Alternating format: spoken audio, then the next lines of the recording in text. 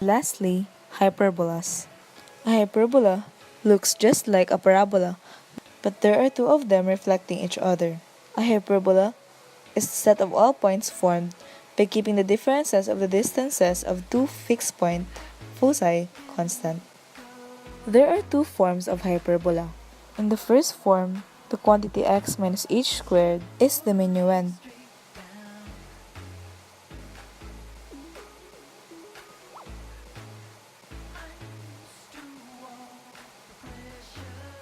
In the second form of hyperbola, it is the subtrahend, or the number that is to be subtracted from the minuend.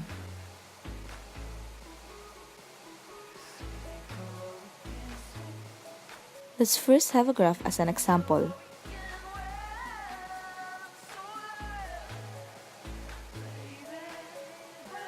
Suppose that the origin is our center HK, and our vertices are located along the x-axis.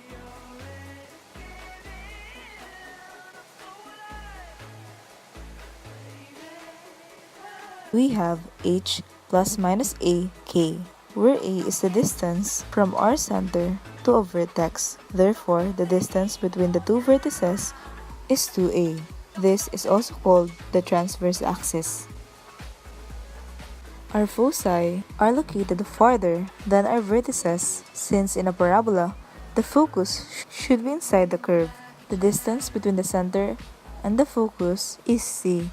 Therefore, the formula for our foci is h plus minus c k. Rb, or the square root of b squared, is the distance between the center and the pseudo-co-vertices.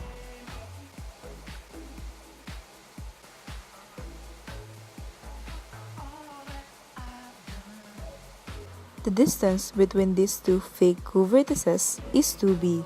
It is also known as the conjugate axis. We can create an imaginary box that passes through the vertex and is 2b long, where the vertex is the middle of the height.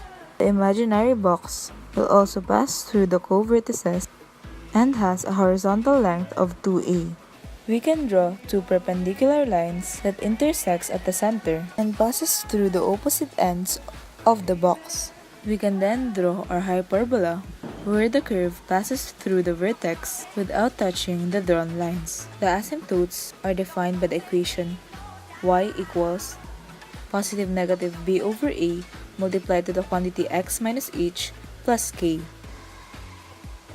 For example, we have the quantity x minus 1 squared all over 16 minus y squared over 9 is equal to 1. Under here is hk, or 1, 0. The vertices are h plus minus a k, or 1 plus minus 4, 0, which is equal to 5, 0 and negative 3, 0. The foci are located c units from the horizontal axis of the center, where c squared is equal to a squared plus b squared. C squared is equal to 16 plus 9, and c is equal to the square root of 25, or 5. Thus, our foci are 1 plus minus 5, 0, or 6, 0 and negative 4, 0. Let's plot these points on the plane. From the center to a vertex, the distance is 4. Since the center is the midway for the two vertices, we can conclude that the length of the line segment that connects the two vertices is equal to 2 times 4, or 8. This is also known as the transverse axis. Since a squared is the larger denominator, a squared is equal to 16, a is equal to 4, and 2a equals 8. On the other hand, the conjugate axis is the smaller denominator, or b squared. B squared is equal to 9, b is therefore equal to 3, and 2b is equal to 6.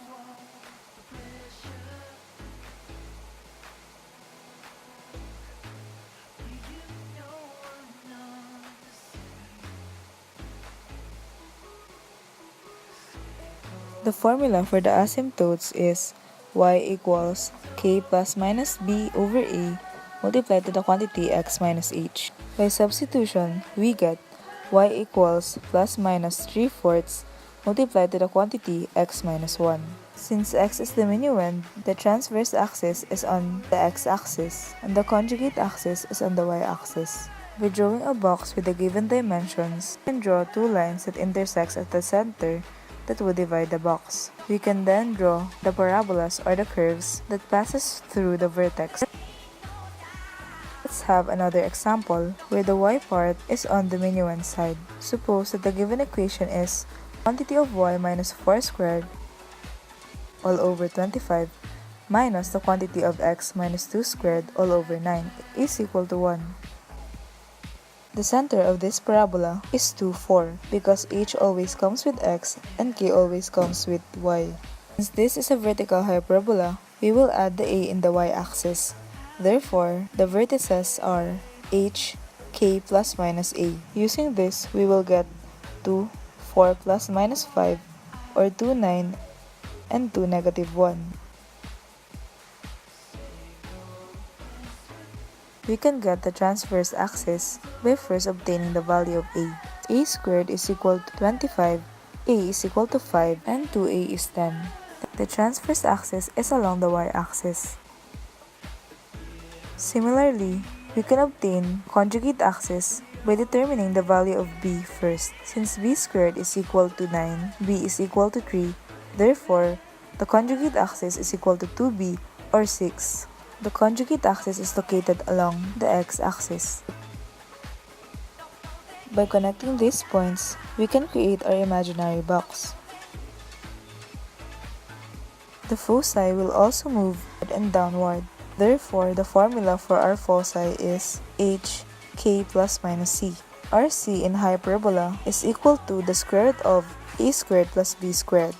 Therefore, our c here is the square root of 34. Through substitution, we can get the foci, which are 2, 4 plus minus square root of 34. The formula for the asymptotes is y equals k plus minus a over b multiplied to the quantity x minus h. Notice that a is the numerator here and b is the denominator, which is different from the ellipse with the horizontal axis. This determines the slope of the asymptotes. Change is due to the exchange of variables between the x and the y. A over b and b over a denotes the slope of the line, which should always be rise over run. Since our y here is a and our x is b, our slope is a over b multiplied to the quantity x minus h. By substitution, the asymptotes of our hyperbola is 4 plus minus 5/3 multiplied to the quantity x minus 2. We can graph the hyperbola as follows. Notice that it follows the same rule as the parabola, where the focus is always inside the curve and the directrix, or now the asymptotes, are outside the curve.